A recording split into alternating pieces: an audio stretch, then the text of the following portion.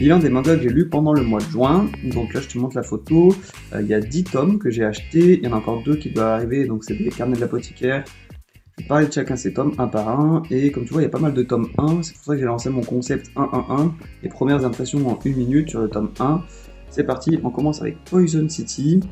C'est un manga court en 2 tomes qui parle de la censure dans les mangas. J'ai déjà lu une série de ce mangaka, et d'ailleurs je t'en parlerai prochainement dans une présentation, qui n'est pas Poison City, qui est un autre manga, mais je te dis un petit peu. Et du coup celui-ci parle d'un mangaka qui se fait censurer, qui doit faire des petits ajustements sur son tome pour pas qu'il soit traité comme nuisible. Et en fait ça met en scène un tribunal, en fait, une sorte de commission qui va décider si une œuvre est nuisible pour la jeunesse ou pas. Et très intéressant, ça se finit en 2 tomes, et j'ai vraiment bien aimé.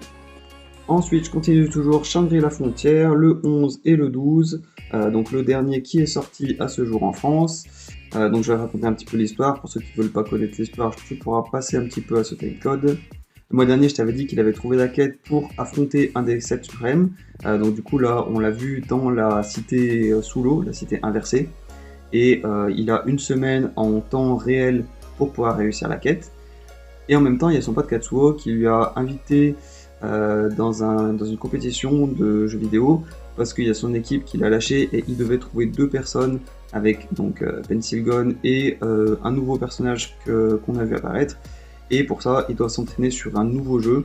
Et le moteur physique, c'est le même que celui de Shangri-La Frontière, donc ils ont un petit peu d'avance par rapport à l'autre équipe américaine qui n'a pas encore accès à Shangri-La Frontière. Et donc du coup, ils vont découvrir chacun des personnages et s'entraîner avec ces personnages. Ensuite, tu vas avoir Siffondir Chronicles, donc du coup, je vais pas te faire de résumé parce que j'ai fait une vidéo en 1 minute qui te parle de mes premières impressions, mais c'est un spin-off de Radiant et c'est vraiment cool.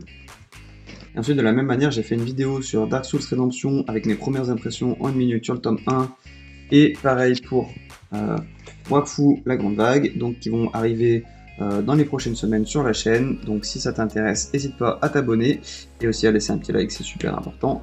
Et je te dirai toutes mes premières impressions sur ces tomes 1.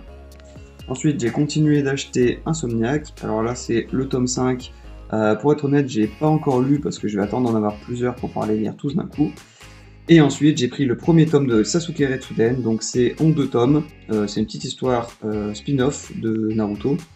Donc en fait, t'as Naruto qui a une maladie, et Sasuke, il va partir dans un autre pays pour pouvoir trouver un remède, où il va aller dans un institut d'astrologie, et il va se rendre compte que cet institut, c'est un petit peu une prison, où il y a un personnage, donc celui qui est en haut de la couverture, qui est un peu le grand chef qui fait bosser un peu les autres pour lui, et qui dirige un raptor. C'est un peu chelou, mais du coup, bah voilà, Sasuke va se battre contre un raptor.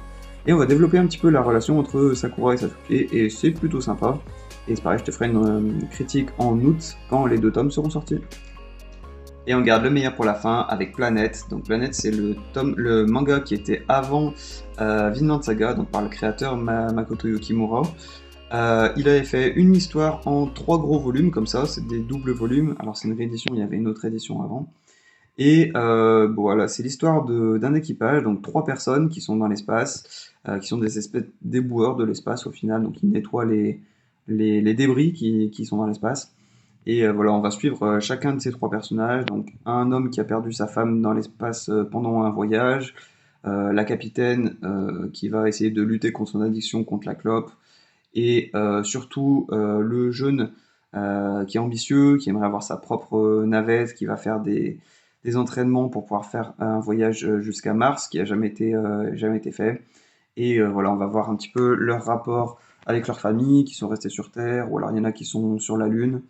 Ça va traiter de plusieurs sujets, par exemple le traumatisme de se retrouver tout seul dans l'espace, avec aucun repère physique, pas de gravité, pas de son, avec l'angoisse.